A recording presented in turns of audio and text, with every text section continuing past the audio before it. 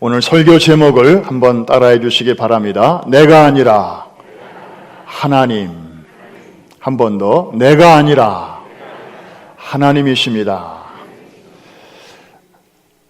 제가 어릴 때 어른들께 많이 들었던 이야기 중에 하나가 사람은 누구나 다 때가 있단다. 얼핏 들으면 동네 목욕탕 주인 아저씨의 말같이 들리기도 합니다마는 그런 때가 아니죠. 그분들이 이어서 하시는 말씀이 다 때가 있기 때문에 너무 안달하지 말고 좀 진득히 기다려라, 그런 말씀이었습니다. 한여름에 사과나무 아래서 한 아이가 서가지고, 야, 나는 책에서 사과를 보니까 빨간색인데 너는 왜 아직 이렇게 파라냐? 너 빨리 빨간 사과 좀 돼 하고 아무리 기다려도 아무런 변화도 일어나지 않습니다. 때를 써도 안 되고 심지어 그 나무 밑에서 기도를 해도 안 됩니다. 가을이 돼야 비로소 그 사과는 색깔이 변하게 되지요. 이처럼 세상 만사에는 정해진 때가 있습니다. 일반 법칙도 그런데 하물며 예수를 믿어 하나님의 자녀가 된 그리스도인들에게는 더욱더 그러합니다. 요즘 우리는 요셉의 삶을 들여다보고 있습니다. 요셉의 삶에도 하나님의 완벽한 때와 시간이 있었습니다. 하지만 그 타이밍이 올 때까지는 요셉은 정말 어렵고 험악한 세월을 보내야만 했습니다. 우리도 마찬가지죠. 우리도 하나님의 때가 있음을 우리는 알고 있고 또 믿고 있고 그리고 지금도 기다리고 있습니다. 그러나 때로는 우리도 사람이기 때문에 지칠 때가 있습니다. 그만두고 싶을 때가 있습니다. 그냥 손을 놓고 싶을 때도 있습니다. 기도를 쉬고 싶을 때도 있습니다. 그러나 여러분, 마냥 불행하게만 보이던 요셉의 삶 속에서 한치의 오차도 없이 정확한 타이밍에 맞춰서 일하시는 하나님의 손길을 오늘 우리가 발견하게 될 텐데, 오늘 이 예배를 통해서 다시 한번 성경의 안위로 소망을 얻게 되시기를 주의 이름으로 먼저 축원드립니다. 사실 우리가 알거니와 요셉의 삶은 믿음이 없는 그런 일반적인 눈으로 바라보면 지극히 불행하고 지독히 운이 없고 그리고 비참한 인생처럼 보입니다. 그럴 것이 다른 사람도 아니고 가족들에 의해서 몇 푼어치 돈에 외국으로 팔려갔고요. 그 집에 팔려가서 잘못한 것이라고는 열심히 성실하게 일한 것밖에 없는데 억울하게 누명을 쓰고 옥에 갇히고요. 그리고 감옥에서 만난 관원장의 꿈을 잘 해석해 줬는데 그 사람의 무관심으로 인해서 마음에 큰 상처를 받았고요. 여러분, 이런 요셉의 불행은 사실 어디로부터 시작된 것일까요? 꿈 때문이었습니다. 물론 그 꿈은 요셉이 꾼 꿈은 맞지만 내용적으로 보면 요셉의 무슨 장래 희망이 아니고 하나님께서 요셉을 통하여 이루고자 하시는 그 계획이 담긴 그런 의미에서 요셉의 꿈이라기보다는 누구의 꿈? 하나님의 꿈이었습니다. 그 꿈을 요셉이 어릴 적에 꾸었다 이 말이죠. 그런데 요셉이 철이 없다 보니까 그냥 여과 없이 그 꿈을 막 이 사람 저 사람한테 얘기했더니 미움을 샀습니다. 그래서 그 꿈 때문에 요셉은 사실 타국으로 팔려가게 되었습니다. 그런데 여러분, 초창기에는 요셉이 이 꿈 때문에 피해를 많이 봤는데요, 나중으로 갈수록 그 동일한 꿈 때문에 요셉은 회복을 경험합니다. 오늘 스토리는 이렇습니다. 어느 날 바로 왕이 꿈을 꾸었습니다. 1절, 언제 꿈을 꿨는지 같이 한번 읽습니다. 시작. 만 2년 후에 바로가 꿈을 꾼즉 자기가 나일 강가에 서 있는데, 자, 여기 시간이 나오죠. 2년 후다. 언제를 기준으로 한 것일까요? 술 맡은 관원장이 복직이 된 그때를 기준으로 해서 2년이라는 세월이 지났다. 다시 말하면 요셉은 2년 동안 감옥에 더 있었다. 아주 힘든 시간이 2년이나 계속됐다, 이 말입니다. 왕이 꿈을 연속해서 2번이나 꿨는데 자다가 일어났는데 다시 잠을 이룰 수가 없었습니다. 직관적으로 이게 뭔가 우리나라에 되어질 일인가 보다 라는 생각은 들었는데 그 구체적인 내용을 알 길이 없는 거예요. 다음 날 아침에 점성술사 또 그 내노라 하는 전문가들을 다 불러들여서 왕의 꿈을 해석하라고 했지만 어느 누구도 속 시원하게 푸는 자가 없었습니다. 왕은 화가 납니다. 호통을 칩니다. 궁중의 분위기가 뒤숭숭해졌습니다. 그때 술 맡은 관원장의 머릿속에 뭐가 하나가 확 스쳐가는데, 그 친구가 있었지. 누굴까요? 요셉이었습니다. 2년 만에 생각이 나는 것입니다.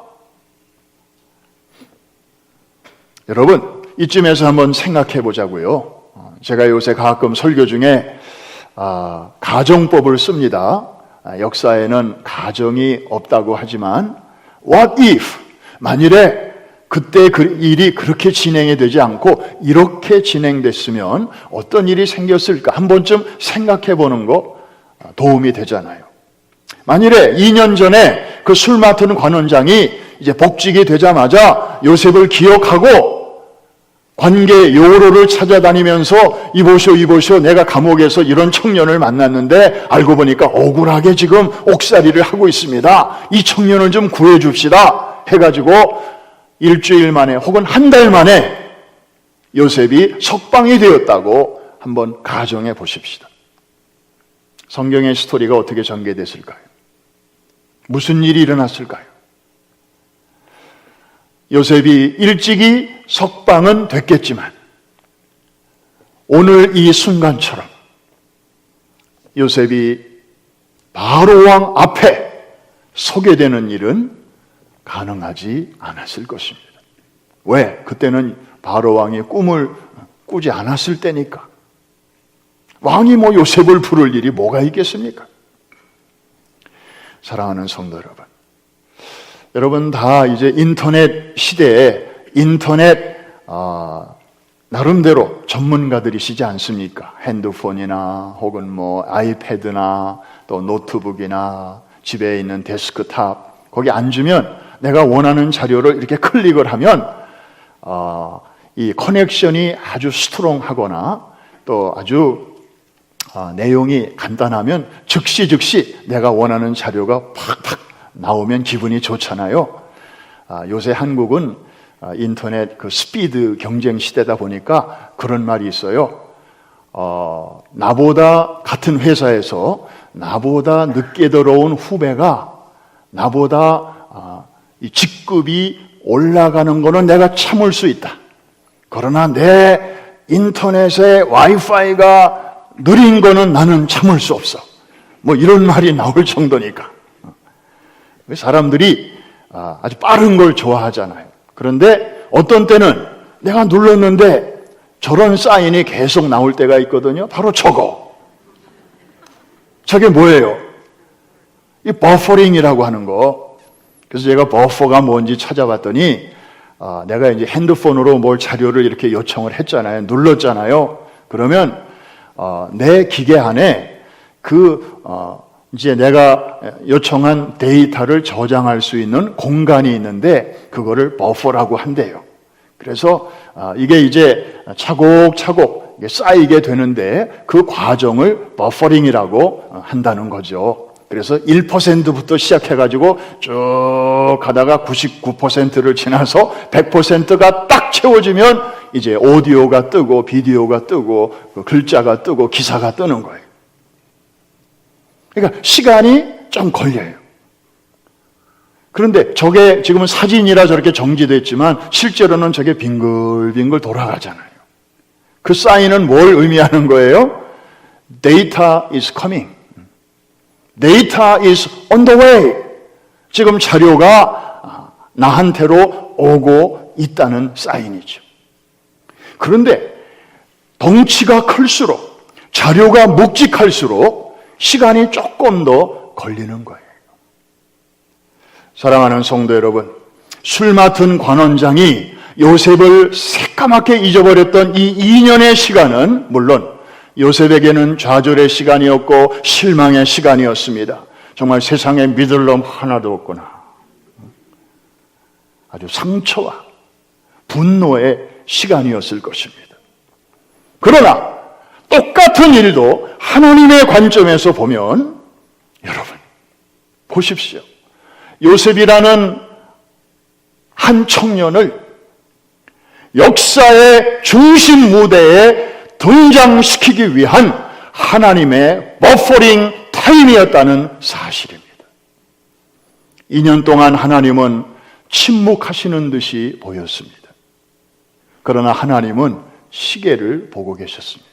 하나님의 완벽한 타이밍을 조절하고 계셨던 것입니다.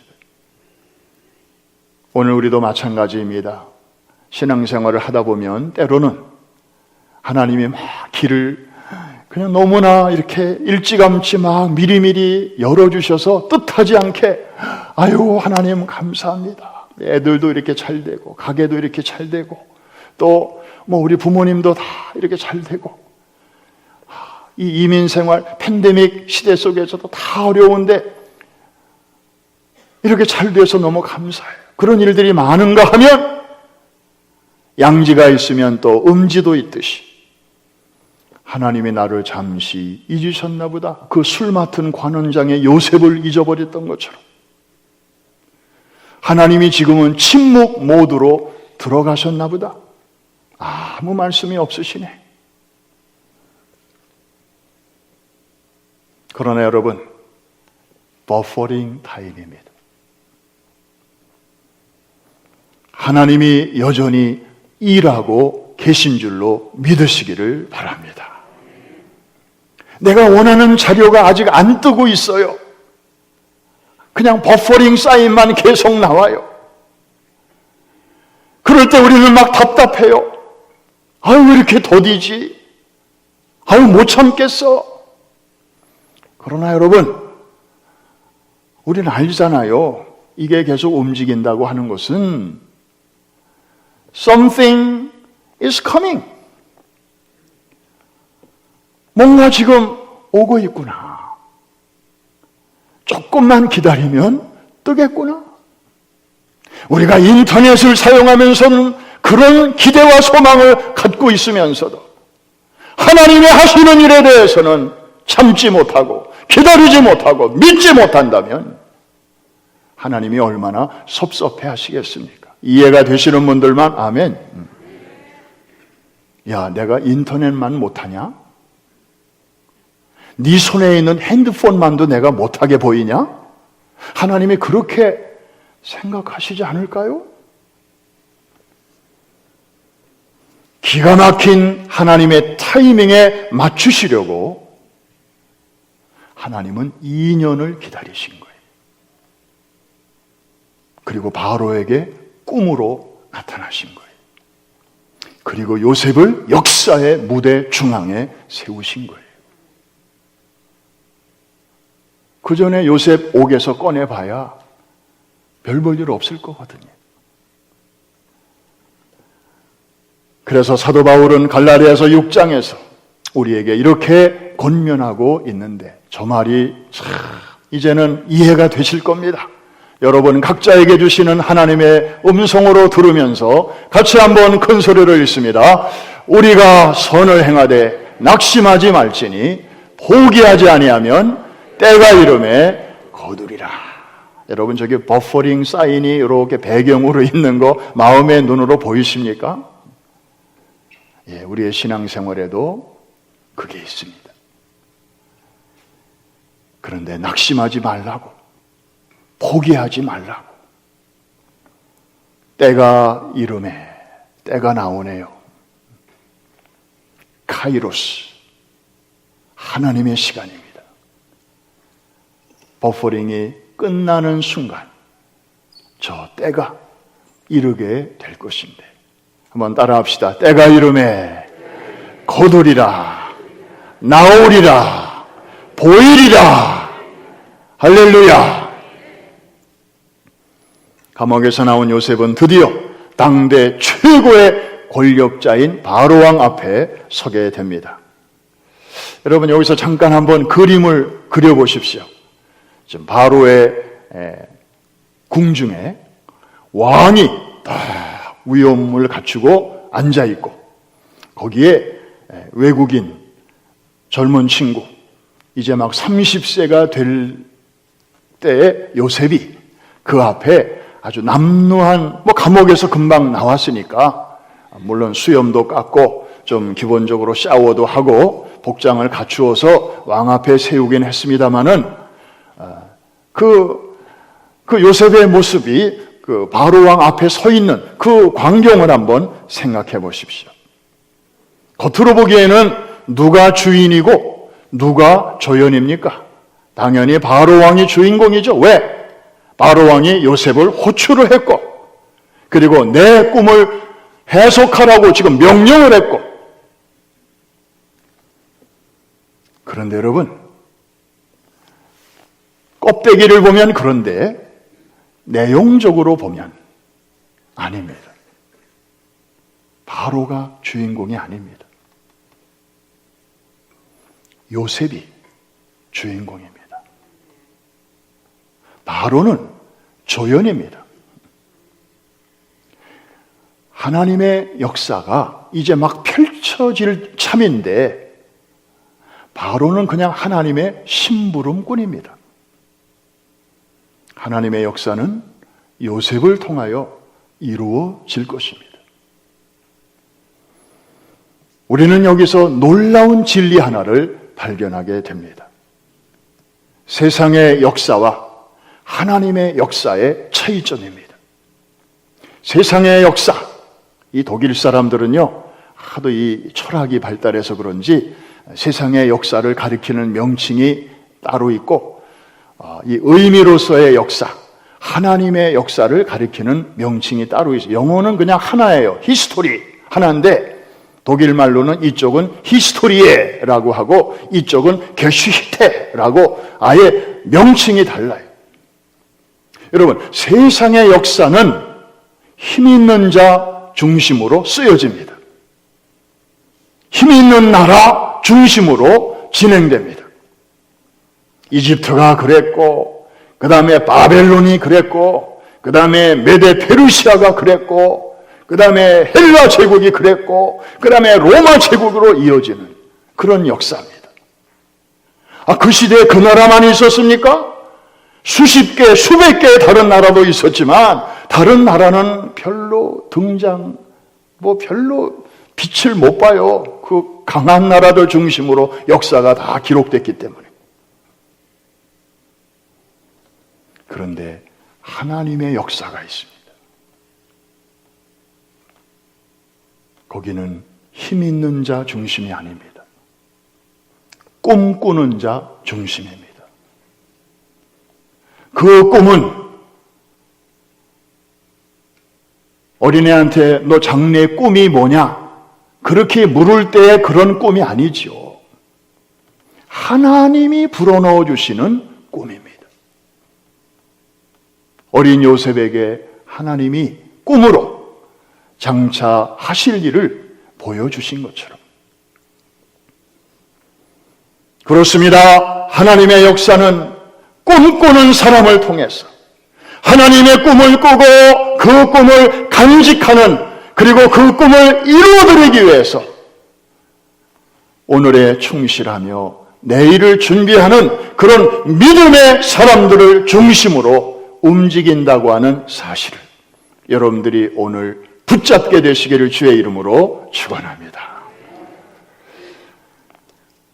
이번에도 시니어 수양회가 있어서 금요일 날 올라갔다가 저는 주일 예배 준비 때문에 토요일 날 어제 오전까지 섬기고 일찍 내려왔습니다마는 이번에도 하나님이 참 놀라운 은혜를 시간 부어 주시는 것을 보고 왔습니다.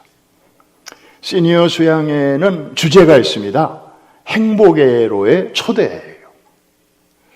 우리 시니어들에게 행복의 조건이 뭔가 생각해 보니까 적당한 돈이 있으면 행복하고, 그 다음에 건강이 있어야 되고, 그죠? 그 다음에 친구들이 좀 있으면 행복해요. 나이 들어서 친구 사귀기는 너무 어려워요. 그 다음에 뭐가 또 있어야 되나? 자식들이 속 안 썩이고 뭐 여기저기 흩어져 살면서도 그저 잘 열심히 살아주면 그게 노년의 시니어들에게는 행복이죠. 그런데 그런 것들은 지금은 행복한데 영원히 그럴 것인가 생각해 보면 그렇지 않아요. 건강 있을 때는 행복한데 집에서 노인들이 자주 넘어지시잖아요. 한번 넘어지면요, 회복하는데 시간이 너무 오래 걸려요. 우리 석창호 집사님 어제 의학 강의를 제가 들어보니까 정말 우리가 새겨들어야 할 내용이 참 많은데, 사람이 태어나서 어느 나이까지는요, 이 세포가 계속 이렇게 털갈이를 하는 것처럼 계속 바뀌어요. 그래서 젊었을 때는 다쳐도 금방금방 상처가 아문대요. 한 6번쯤 털갈이를 한대요. 그런데 나이가 60대 중반이 넘어가면 그 털갈이 과정이 스탑된대요. 그래서 그때부터는 그냥 에이징, 그냥 나이 들어가는 과정으로 들어가는 거예요. 그래서 잘 낫지도 않고 시간도 오래 걸리고 그런다는 거죠. 그러니까 이런 돈, 건강, 친구, 자식 이런 것들은 별일 없을 때는 행복한데, 살다 보면 또 삐걱거리는 수도 있고 자녀들이 사네 못 사네 그런 얘기 들리기도 하고, 그러면 이제 마음이 그냥 이렇게 어수선해지는 거죠. 행복하지 않아요. 그러니까 이런 것들은 다 템포러리 행복이에요. 행복의 초대라고 할 때에 그 행복은 그런 시시한 일시적인 행복이 아니고 지상에서 천국까지 이어지는 행복, 할렐루야, 시간에서 영원으로 이어질 수 있는 그런 행복을 우리 시니어 수양회에서는 말하는 것이에요. 세상에 그런 행복이 있나요? 그 행복 파는 데 있나요? 그런 행복은 오직 꿈꾸는 자들에게만 하나님이 주시는 행복입니다. 어떤 꿈인가요? 바로 하나님이 주시는 꿈이죠. 우리가 죽기 전에, 하나님 앞에 서기 전에 내가 이 땅에 있는 동안에 해야 할 일, 하나님의 나라와 또 뭇 영혼들의 구원을 위하여 내가 이루어 드려야 할 그 일이 없다면 사실 우리는 이 땅에 남아있을 이유가 없는 사람들 아니겠습니까? 근데 하나님이 아직도 이 엄중한 팬데믹 시기에도 불러가지 아니하시고 저와 여러분을 이곳에 남겨주신 목적이 있다면 그 이유는 단 하나, 아직 해야 할 일이 남아있기 때문에. 그걸 우리는 꿈이라고도 부르고 동의어로는 사명이라고도 부릅니다. 장래 희망을 말하는 게 아닙니다. 한번 따라합시다. 꿈, 사명. 이번에 시니어들이 그 꿈을 붙잡게 되는 것이에요. 지난 1, 2차 때도 그랬고, 그 꿈을 발견하니, 여러분 이미 이분들은 나이로 봐서는 세상이 줄 수 있는 꿈은 다 경험해 보신 분들입니다. 그리고 다 지나갔어요. 더 이상 붙잡을 꿈이 없어요. 그래서 그냥 조심조심하고 살다가 하나님이 오라 하시면 그때 이제 가야지 그러고 살고 있었던 분들이에요. 그런데 하나님께서 꿈을 주시니까 제가 가만히 보니까 눈에 생기가 돌기 시작하고요. 얼굴이 그냥 상기가 되죠. 그리고 해야 할 일이 딱 마음에 이렇게 정리가 되니까 마치 물 만난 고기들처럼 그렇게 주님을 찬양하고 그리고 기뻐하고 서로를 위로하고 격려하시는 그런 모습을 지난번에도 봤고 이번에도 보고 있습니다. 내일까지 이제 진행이 되니까 하나님께서 마지막 시간까지 또 얼마나 큰 은혜를 주실는지 정말 기대가 됩니다. 그런데 여러분, 제가 그 말씀을 다시 반복하려고 하는 게 아니고 그때 일어난 기적도 대단한데 그게 전부가 아니라는 것을 여러분들에게 지금 말씀드리려고 하는 것입니다. 3개월 전에 그 시니어 수양회 때에 기적이 일어났습니다. 그런데 지난 3개월 동안 하나님께서는 그 수양회를 마중물로 사용하셔서 놀라운 일을 지금 진행하고 계십니다. 아직은 수면 밑에서 이게 진행되고 있는 일이기 때문에 하나님의 일은 좀 신중하게 해야 되거든요. 조금 뭐가 좀 있다고 해서 화들짝 대단한 것처럼 얘기했다가 나중에 또 착오가 생기면 얼마나 무한한 일입니까? 그래서 지금은 아주 묵직한 일이 수면 밑에서 진행 중에 있는데 상당히 지금 진행되고 있는데 아직은 수면에 드러나지 않은 단계이기 때문에 여러분들에게 지금은 다 말씀드릴 수 없지만 때가 되면 하나님의 타이밍이 되면 여러분들에게 다 보고할 때가 있을 것입니다. 사랑하는 성도 여러분, 한 가지 중요한 사실이 있습니다. 하나님의 역사는 힘 있는 자들을 통해서가 아니라 꿈꾸는 사람, 하나님의 꿈을 꾸는 믿음의 사람들을 통하여 과거에도 그랬거니와 지금도 진행되고 이루어진다는 사실, 여러분들을 꼭 붙잡게 되시기를 주의 이름으로 축원합니다.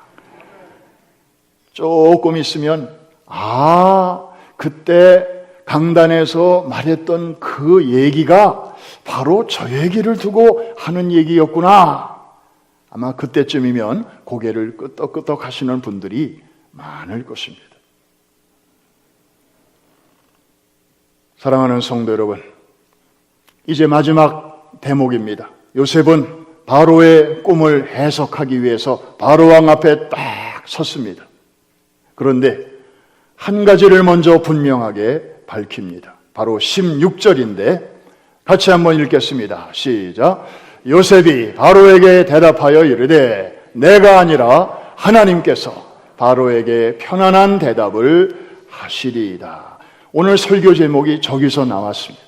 한번 따라해 주실까요? 내가 아니라 하나님. 다시 한번, 내가 아니라 하나님이십니다. 무슨 얘기입니까? 제가 이제 왕의 꿈을 해석해 드릴 텐데요.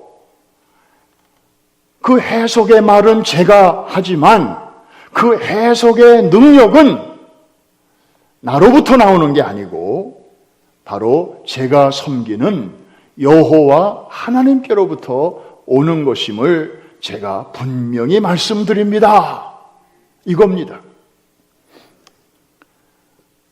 여러분, 요셉은 정말 당시 세계 최강대국의 황제 앞에서 서기만 해도 말이 안 나오고 쫄고 위축되는 그런 상황 속에서도 요셉은 중요한 것을 놓치지 않았습니다. 내가 아니라 하나님이시라고 하는 사실을 그 왕 앞에서도 분명하게 증거하고 있는 것입니다. 여러분, 바로 왕은 그 당시에 그냥 인간이 아니었어요. 백성들에게는 신의 아들로 추앙받는 사람이었어요. 신적 존재였어요. 그런데 그 사람 앞에서 지금까지는 듣도 보지도 못했던 여호와 하나님이라고 하는 그 신에 대하여 담대하게 증거하고 있는 것입니다. 말로만 말한 게 아니고 그 다음에 그의 꿈의 해석을 통하여 그 하나님이 정말 능력의 신인 것을 말로만이 아니라 삶으로 증거했던 것입니다. 사랑하는 성도 여러분, 우리 프라미스 교회가 우리 주변 사람들에게 좋은 교회, 훌륭한 교회로 바깥에 알려진다면 참 고마운 일이고 또 감사한 일이죠. 하지만 동시에 매우 조심스러운 일이고 어떤 면에서는 참 위험한 일이기도 합니다.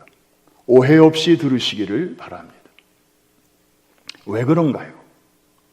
여러분, 교회 밖에 세상에 가장 먼저 알려져야 할 이름은 교회 이름이 아니고 목사의 이름이 아니고 바로 하나님의 이름이어야 될 줄로 믿습니다. 지금도 역사 속에 현존하시며 일하고 계신 그분의 이름이 먼저 저 사람들에게 와 닿아야 될 줄로 믿습니다. 저 교회가 훌륭하다. 저 교회 성도들의 수준이 참 괜찮다. 우리는 그 정도로 만족해야 할 사람들이 아닙니다. 저 교회 성도들의 겸손과 섬김으로 살아가는 모습을 보니 그리고 저 교회에서 국내 그리고 해외에 펼치는 사역을 보니 정말 저들이 섬기는 하나님이 살아있는 신임이 틀림이 없구나. 정말 저들이 섬기는 하나님이 대단한 분이 맞구나. 이러한 고백과 탄식이 우리 주위에서 터져 나와야 될 줄로 믿습니다. 여러분과 저의 삶을 통해서 온전히 내가 아닌 하나님, 그분의 영광이 드러나게 되기를 주의 이름으로 축원합니다. 하나님의 이름이 여러분을 통하여 높임을 받으시게 되기를 주의 이름으로 축복합니다. 나라의 임하시오며 이름이 거룩히 여김을 받으시오며 뜻이 하늘에서 이룬 것 같이 땅에서도 이루어지는 이 아름다운 역사가 우리 교회를 통하여 여러 성도들 한 분 한 분을 통하여 믿지 않는 자들 가운데서 선명하게 드러나게 되기를 주의 이름으로 다시 한번 축복합니다.